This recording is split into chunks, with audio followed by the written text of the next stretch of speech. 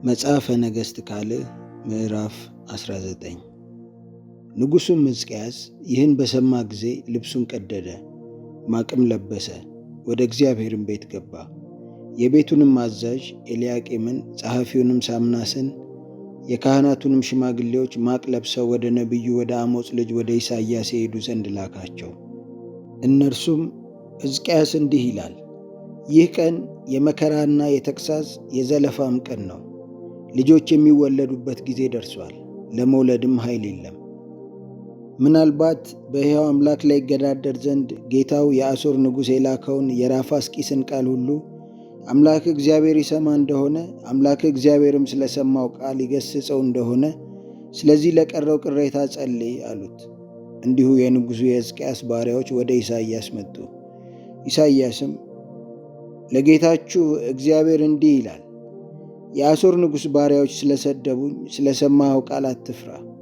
እነሆ በላዩ መንፈስን እሰዳለሁ፣ ወሬንም ይሰማል፣ ወደ ምድሩም ይመለሳል፣ በምድሩም በሰይፍ እንዲወድቅ አደርገዋለሁ በሉት አላቸው። የአሦርም ንጉሥ ከለኪሶ እንደራቀ ሰምቶ ነበርና ራፋስቂስ ተመልሶ በልብና ሲዋጋ አገኘው። እርሱም የኢትዮጵያ ንጉሥ ቲርሐቅ ሊወጋህ መጥቶአል የሚል ወሬ በሰማ ጊዜ ደግሞ ወደ ሕዝቅያስ መልእክተኞችን ላከ፣ እንዲህ ሲል፣ ለይሁዳ ንጉሥ ለሕዝቅያስ እንዲህ ብላችሁ ንገሩት፣ ኢየሩሳሌም በአሦር እጅ አትሰጥም ብሎ የምትታመንበት አምላክ አያታልህ። እነሆ የአሦር ነገሥታት በምድር ሁሉ ላይ ያደረጉትን እንዴትስ እንዳጠፏቸው ሰምተሃል። አንተስ ትድናለህን? አባቶች ያጠፏቸውን ጎዛንን፣ ካራን፣ ራፊስን በተላሳር የነበሩትንም የኤድንን ልጆች የአሕዛብ አማልክት አዳኗቸውን? የሐማት ንጉሥ፣ የአርፋድ ንጉሥ፣ የሴፈር ዋይም ከተማ ንጉሥ፣ የሄናና የየዋ ንጉሥ ወዴት አሉ? ሕዝቅያስም ደብዳቤውን ከምልክተኞች እጅ ተቀብሎ አነበበው። ሕዝቅያስም ወደ እግዚአብሔር ቤት ወጥቶ በእግዚአብሔር ፊት ዘረጋው። ሕዝቅያስም ወደ እግዚአብሔር እንዲህ ብሎ ጸለየ። በኪሩቤል ላይ የምትቀመጥ የእስራኤል አምላክ አቤቱ፣ አንተ ብቻህን የምድር ነገሥታት ሁሉ አምላክ ነህ። ሰማይንና ምድርን ፈጥረሃል። አቤቱ ጆሮህን አዘንብልና ስማ። አቤቱ ዓይንህን ክፈትና እይ። በሕያው አምላክ ላይ ይገዳደር ዘንድ የላከውን የሰናክሬምን ቃል ስማ። አቤቱ በእውነት የአሦር ነገሥታት አሕዛብንና ምድራቸውን አፈርሰዋል፣ አማልክቶቻቸውንም በእሳት ላይ ጥለዋል። የእንጨትና የድንጋይ የሰው እጅ ሥራ ነበሩ እንጂ አማልክት አልነበሩምና ስለዚህ አጥፍተዋቸዋል። እንግዲህም አምላካችን አቤቱ የምድር መንግሥታት ሁሉ አንተ ብቻ እግዚአብሔር አምላክ እንደሆን ያውቁ ዘንድ ከእጁ እንድታድነን እለምንሃለሁ። የአሞጽም ልጅ ኢሳይያስ እንዲህ ብሎ ወደ ሕዝቅያስ ላከ። የእስራኤል አምላክ እግዚአብሔር እንዲህ ይላል፣ ስለ አሦር ንጉሥ ስለ ሰናክሬም ወደ እኔ የለመንኸውን ሰምቻለሁ። እግዚአብሔር በእርሱ ላይ የተናገረው ቃል ይህ ነው። ድንግሊቱ የጽዮን ልጅ ቀላል አድርገሃለች፣ በንቀትም ስቃብሃለች። የኢየሩሳሌም ልጅ በላይህ ራሷን ነቅንቃብሃለች። የተገዳደርኸው የሰደብኸውስ ማን ነው? ቃልህንስ ከፍ ከፍ ያደረግኸው ዓይንህንም ወደ ላይ ያነሳኸው በማን ላይ ነው? በእስራኤል ቅዱስ ላይ ነው። አንተስ በሰረገላይ ብዛት ወደ ተራሮች ከፍታ ወደ ሊባኖስ ጥግ ላይ ወጥቻለሁ። ረጃጅሞቹንም ዝግባዎች የተመረጡትንም ጥዶች እቈርጣለሁ። ወደ አገሩም ዳርቻና ወደ ቀርሜሎስ ዱር እገባለሁ። ቆፈርሁም፣ እንግዳውንም ውሃ ጠጣው፣ የተገደበውንም ውሃ ሁሉ በእግሬ ጫማ አደርቃለሁ ብለህ በመልእክተኞች እጅ በእግዚአብሔር ላይ ተገዳደር። እኔ ጥንቱን እንደሠራሁት ቀድሞውንም እንዳደረግሁት አልሰማህምን? አሁንም የተመሸጉትን ከተሞች የፍርስራሽ ክምር እስኪሆኑ ድረስ እንድታፈርስ አደረግሁ። ስለዚህም የሚኖሩባቸው ሰዎች እጃቸው ዝሏል፣ ደንግጠውም ታውከዋል። እንደ ምድረ በዳ ሳር፣ እንደ ለምለምም ቡቃያ፣ በሰገነትም ላይ እንዳለ ሳር ሳይሸት ዋግ እንደመታውም እህል ሆነዋል። እኔ ግን መቀመጫህንና መውጫህንም መግቢያህንም በእኔም ላይ የተቈጣኸውን ቁጣ አውቄአለሁ። ቁጣህና ትዕቢትህ ወደ ጆሮዬ ደርሷልና ስለዚህ ስናጋይን በአፍንጫህ ልጓሜንም በከንፈርህ አደርጋለሁ። በመጣህበትም መንገድ እመልስሃለሁ። ይህም ምልክት ይሆንሃል። በዚህ ዓመት የገቦውን፣ በሁለተኛውም ዓመት ከገቦው የበቀለውን ትበላላችሁ።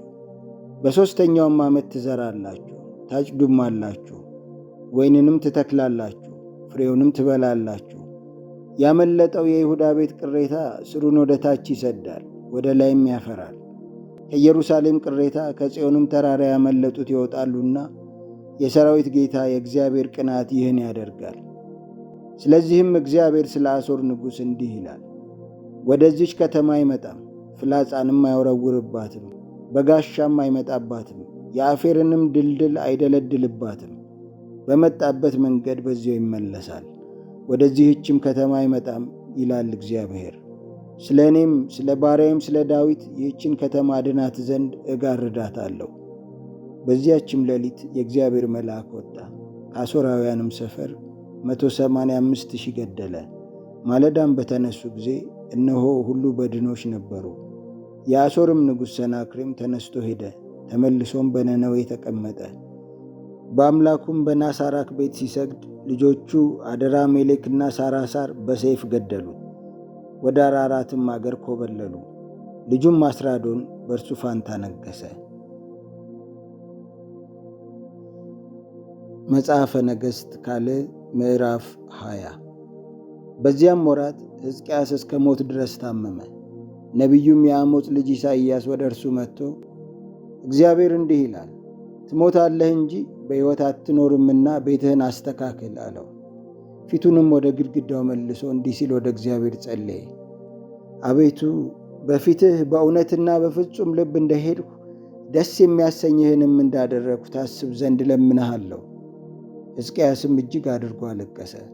ኢሳይያስም ወደ መካከለኛው ከተማ አደባባይ ሳይደርስ የእግዚአብሔር ቃል እንዲህ ሲል መጣለት። ተመልሰህ የሕዝቤን አለቃ ሕዝቅያስን እንዲህ በለው፣ የአባትህ የዳዊት አምላክ እግዚአብሔር እንዲህ ይላል፣ ጸሎትህን ሰምቻለሁ፣ እምባህንም አይቻለሁ። እነሆ እፈውስሃለሁ። በሦስተኛውም ቀን ወደ እግዚአብሔር ቤት ትወጣለህ። በዕድሜህም ላይ 15 ዓመት እጨምራለሁ። አንተንና ይህችን ከተማ ከአሦር ንጉሥ እጅ እታደጋለሁ።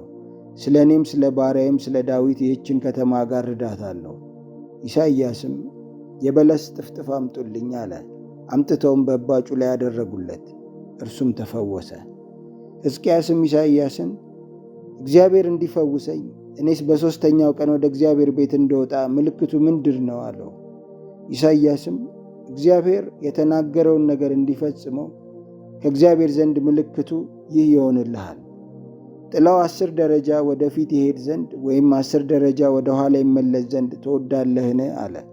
ሕዝቅያስም ጥላው 10 ደረጃ ቢጨምር ቀላል ነገር ነው፣ እንዲህ አይሁን፣ ነገር ግን ጥላው 10 ደረጃ ወደ ኋላ ይመለስ አለው። ነቢዩም ኢሳይያስ ወደ እግዚአብሔር ጮኸ።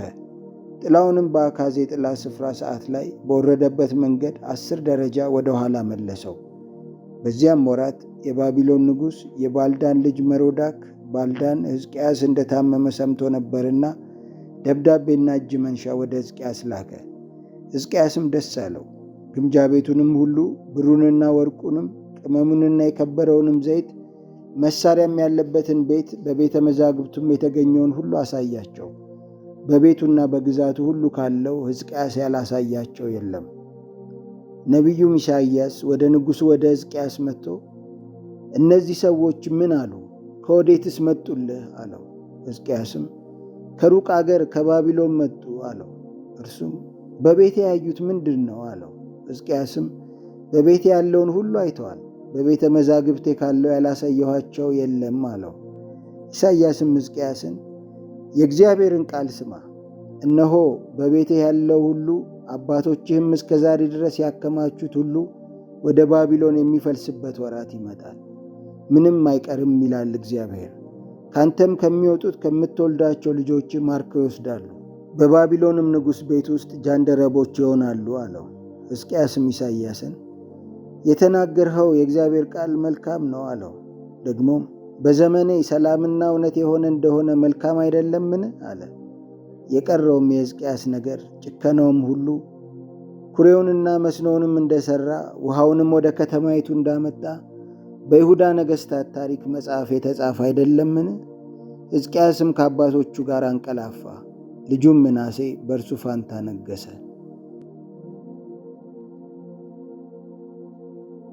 መጽሐፈ ነገሥት ካልዕ ምዕራፍ 21። ምናሴም መንገሥ በጀመረ ጊዜ የ12 ዓመት ልጅ ነበረ። በኢየሩሳሌምም 55 ዓመት ነገሠ። የእናቱ ስም ሐፍሴባ ነበረ። እግዚአብሔርም ከእስራኤል ልጆች ፊት እንዳወጣቸው እንደ አሕዛብ ርኩሰት በእግዚአብሔር ፊት ክፉ ነገር አደረገ። አባቱም ሕዝቅያስ ያፈረሳቸውን የኮረብታውን መስገጃዎች መልሶ ሠራ። የእስራኤልም ንጉሥ አክዓብ እንዳደረገው ለበዓል መሠዊያ ሠራ፣ የማምለኪያ ዐፀድንም ተከለ። ለሰማይም ሠራዊት ሁሉ ሰገደ፣ አመለካቸውም። እግዚአብሔርም ስሜን በኢየሩሳሌም አኖራለሁ ባለው በእግዚአብሔር ቤት መሠዊያዎችን ሠራ። በእግዚአብሔርም ቤት በሁለት ወለሎች ላይ ለሰማይ ሠራዊት ሁሉ መሠዊያዎችን ሠራ። ልጁንም በእሳት አሳለፈ፣ ሞራ ገላጭም ሆነ፣ አስማትም አደረገ። መናፍስት ጠሪዎችንና ጠንቋዮችንም ሰበሰበ። ያስቈጣውም ዘንድ በእግዚአብሔር ፊት እጅግ ክፉ ነገር አደረገ። እግዚአብሔርም ለዳዊትና ለልጁ ለሰሎሞን በዚህ ቤት ከእስራኤልም ነገድ ሁሉ በመረጥኋት በኢየሩሳሌም ስሜን ለዘላለም አኖራለሁ፣ ያዘዝኋቸውንም ሁሉ ባሪያዬም ሙሴ ያዘዛቸውን ሕግ ሁሉ ቢያደርጉ ቢጠብቁም ለአባቶቻቸው ከሰጠኋት ምድር የእስራኤልን እግር እንደገና አላቅበዘብዝም ባለው ቤት የሠራውን የማምለኪያ ዐፀድን የተቀረጸውን ምስል አቆመ። ነገር ግን አልሰሙም። እግዚአብሔርም ከእስራኤል ልጆች ፊት ካጠፋቸው ከአሕዛብ ይልቅ ክፉ ይሠሩ ዘንድ ምናሴ አሳታቸው። እግዚአብሔርም በባሪያዎቹ በነቢያት እጅ እንዲህ ሲል ተናገረ። የይሁዳ ንጉሥ ምናሴ ይህን ርኩሰት አድርጓልና ከፊቱም የነበሩ አሞራውያን ከሠሩት ሁሉ ይልቅ ክፉ ሥራ ሠርቶአልና ይሁዳንም ደግሞ በጣዖታቱ አስቶአልና፣ ስለዚህ የእስራኤል አምላክ እግዚአብሔር እንዲህ ይላል፣ እነሆ የሚሰማውን ሁሉ ሁለቱ ጆሮዎቹ ጭው የሚያደርግ ክፉ ነገርን በኢየሩሳሌምና በይሁዳ ላይ አመጣለሁ። የሰማርያንም ገመድ የአክዓብንም ቤት ቱንቢ በኢየሩሳሌም ላይ ዘረጋለሁ። ሰውም ወጭቱን እንዲወለውል ኢየሩሳሌምን ወልውዬ ገለብጣታለሁ። የርስቴንም ቅሬታ እጥላለሁ፣ በጠላቶቻቸውም እጅ አሳልፌ እሰጣቸዋለሁ። ለጠላቶቻቸውም ሁሉ ምርኮና ብዝበዛ ይሆናሉ። አባቶቻቸው ከግብፅ ከወጡ ጀምሮ እስከ ዛሬ ድረስ በፊቴ ክፉ ሠርተዋልና አስቈጥተውኝማልና።